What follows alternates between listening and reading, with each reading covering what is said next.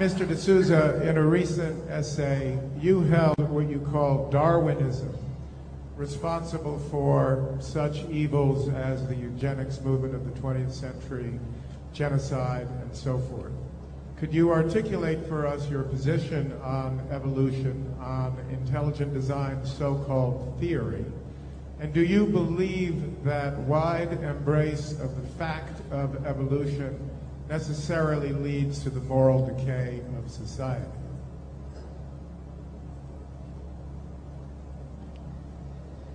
Well, my position is very simply this. I think that there is a lot of evidence for biological evolution. I defend the idea of evolution in my book. I distinguish the scientific facts about evolution with something I call metaphysical Darwinism. If you read Richard Dawkins and Daniel Dennett, you see that they're not just talking about the transition from life form A to life form B. Evolution, I think, is true as far as it goes, but it doesn't go nearly as far as these guys claim. To give you one simple example, at one point, Dawkins speculates on the possibility of the fact that we may live not in one universe, but in an infinity of universes.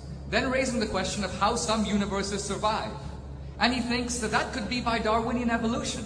In other words, natural competition among universes, in which some universes make it and others don't. Well, we are going a little far afield from what the biologists have been able to show on the ground and through the facts of physical science. When the evolutionist purports to explain everything from why men don't like to eat vegetables, to why women like to ask for directions, simply by saying, hey, evolution explains it.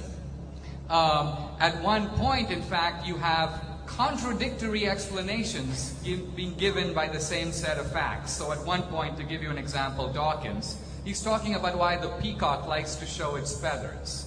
This would seem to be evolutionary, from an evolutionary point of view, a problem. Because in displaying the feathers, the peacock attracts predators that are more likely to eat the peacock. But Dawkins says, well, but maybe there is an evolutionary explanation. Maybe the peacock is trying to show off to Mrs. Peacock.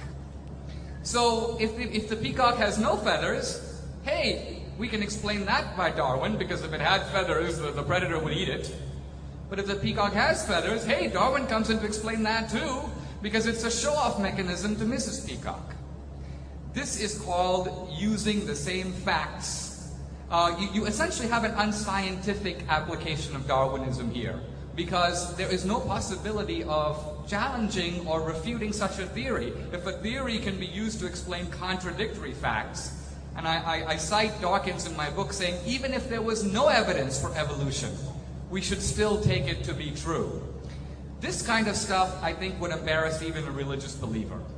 Because even the religious believer doesn't say that even if God didn't exist, we should still believe in him. Even the religious believer can entertain the possibility that God may not exist, and in fact struggles with that many times.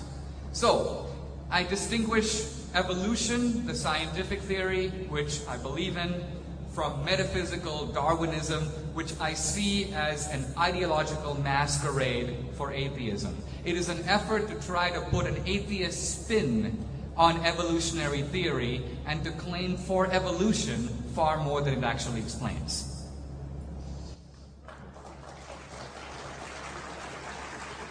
Next question, please.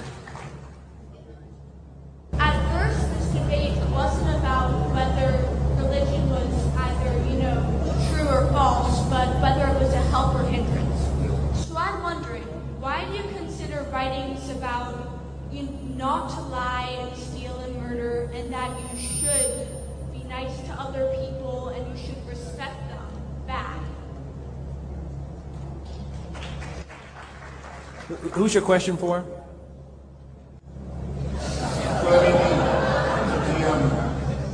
The first account that I know of what we commonly call the Golden Rule was do to others as you wish them to do to you, or rather, sometimes phrase was in fact phrased by the Babylonian rabbi Constantine, though it has a huge element of tautology in it.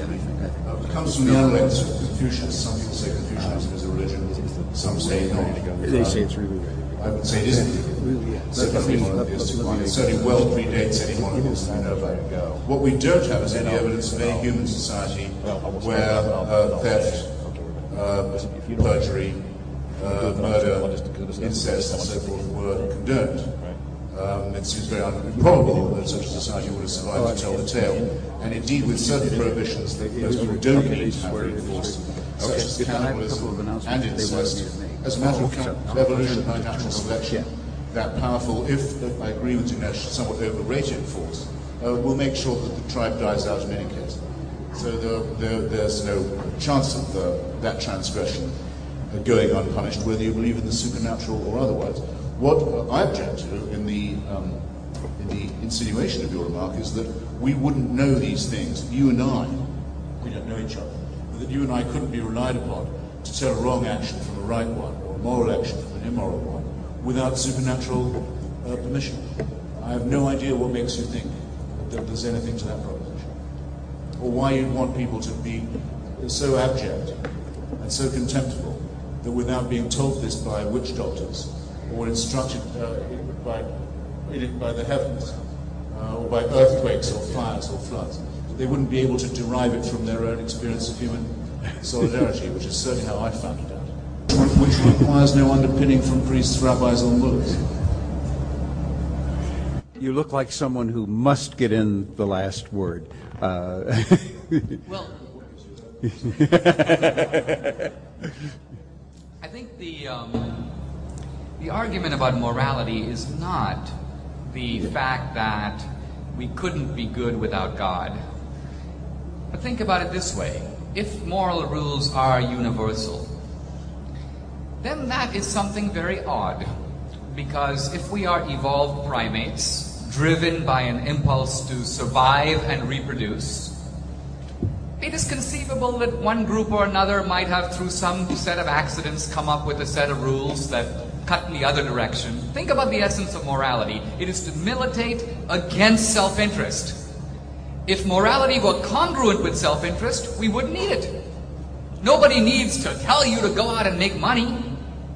There's a natural drive telling you to do that. No one has to tell you to be powerful, to seek what you want. Morality is the voice that tells you against what you want to do. You're walking on the riverbank, you hear, help, help, help, I'm drowning. You're not a very good swimmer. Your natural instinct is to keep going. That guy is nothing to you. It's not your brother, it's not your wife, it's a stranger. But the little voice in your head turns on and says, you should try to help. At least put out a stick. Now what I ask is, where does this voice that has no Darwinian explanation whatsoever, call it the voice of pure altruism, it cannot be explained by reciprocal advantage or genetic kinship or any other of the elaborate theories. Animals do it. Animals do it. Well, if animals do it, that's interesting in its own right, but it doesn't mean that there's a Darwinian explanation that's been given. You've simply extended the problem further. Okay, with that, with that, we must. I'm sorry. Primates do it, many other mammals. Yeah. For the obvious reason, for the survival of the Okay. species. We must call this part of it to an end. I'm going to make a couple of requests. Let's give these gentlemen an incredible round of applause.